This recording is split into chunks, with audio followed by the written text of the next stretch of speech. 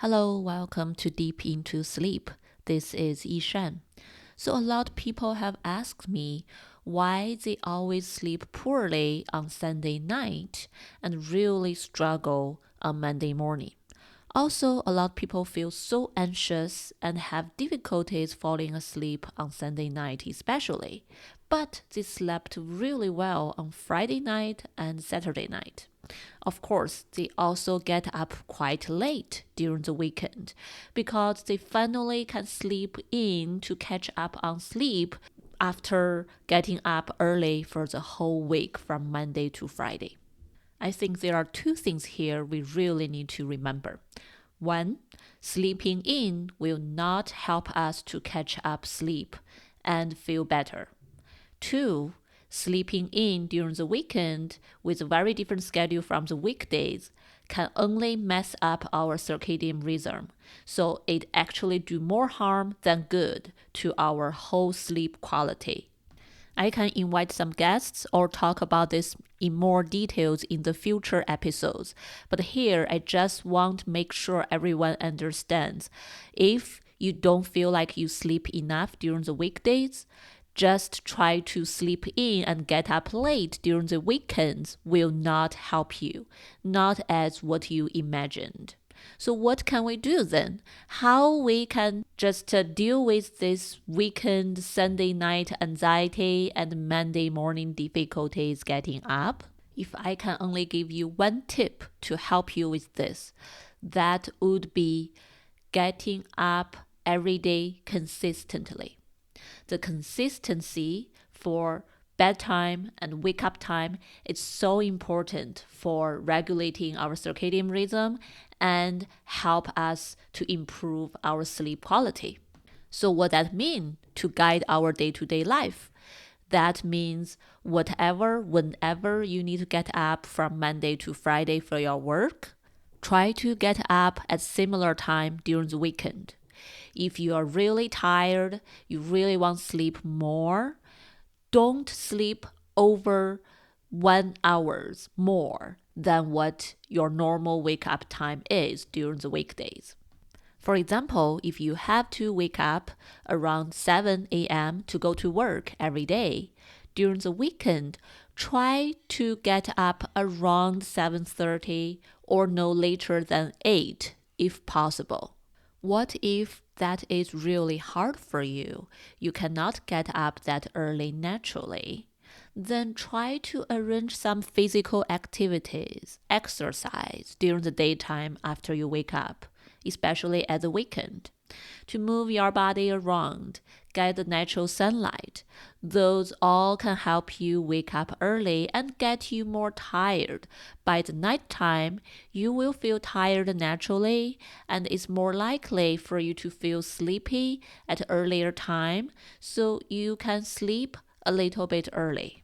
Ideally, if you can keep a consistent bedtime and a consistent wake up time from Monday to Sunday, that would be really helpful to you for your sleep quality.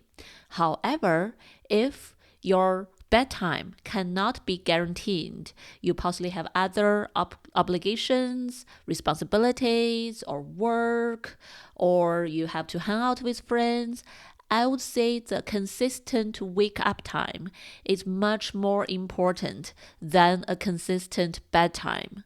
No matter when you go to bed, how late or how early, always keep a consistent wake up time every day. So you get to reset your circadian rhythm every morning to help your body get going at the same time. In our episode 13, when I interviewed Dr. Chris Winter, that's what he said exactly, and that's how he helps his children to manage their sleep and reduce sleep-related anxiety when they were young. I remember he mentioned no matter how late his children went to bed, he always gently wake them up in the morning. He set this firm boundary that no matter when you go to bed, you get up consistently in the morning around the same time. So at night, it's your choice when to go to bed. But in the morning, you still have to get up around the same time. Some of you may say, I don't care. I just want sleep whenever I want. I just want to be happy. Sure, that's your choice. Recently, actually, there's another research study, very interestingly, studying irregular sleep time and how that relates to our health. So this study just got published this year, and the researchers followed almost 2,000 men and women between 45 years old to 84 years old for 5 years. And what they found is those people who have the most irregular sleep duration or timing, they had more than double the risk of developing a cardiovascular disease later. Even though this is just one single study, and more research definitely needed to be done to learn more about irregular sleep time and how that may impact our health.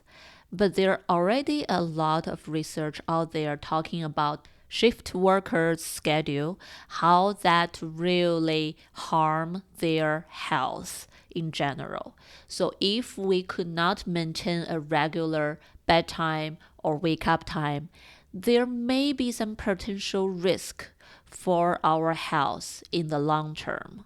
So if you are someone struggling with insomnia or your sleep quality or this, weekend time, Monday morning struggles, try this.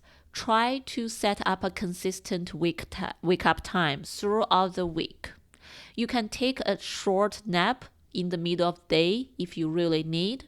But the thing is, a lot of people with insomnia, even if you feel tired during the daytime, you actually are not able to fall asleep, even if you try to take a nap. So please really listen to your body and figure out what works best for you. If you are really bothered by insomnia or other sleep-related concerns, please consider finding a sleep doctor to really figure out the diagnosis and appropriate treatment. For insomnia, as many sleep doctors on this show already talk about, the best treatment is CBT for insomnia. That is cognitive behavioral therapy for insomnia. CBTI, and you can find more information about that treatment on my website, deepintosleep.co. And I will put this link to this research paper on the show note, which gonna be deepintosleep.co/episode/024. After listening to this episode, if you go back to try to set up a consistent wake up time, and if anything changed or any thoughts, concerns, feedback, I really would love to hear from you. Please feel free to leave feedback, email me, just let me know how this change, this one small change on your sleep schedule can impact you.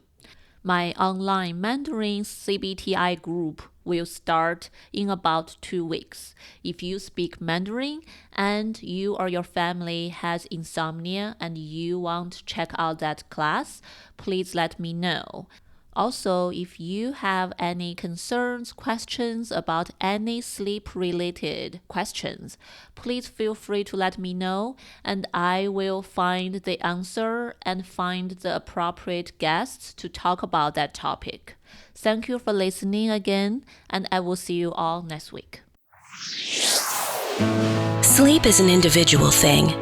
We all sleep differently, and there is so much we can do to improve sleep quality. Keep hope and carry on.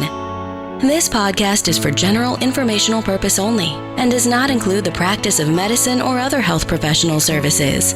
Usage of the information we share is at the listener's own risk, and our content does not intend to be a substitute for any medical and professional services, diagnoses, and treatment. Please seek professional health services as needed.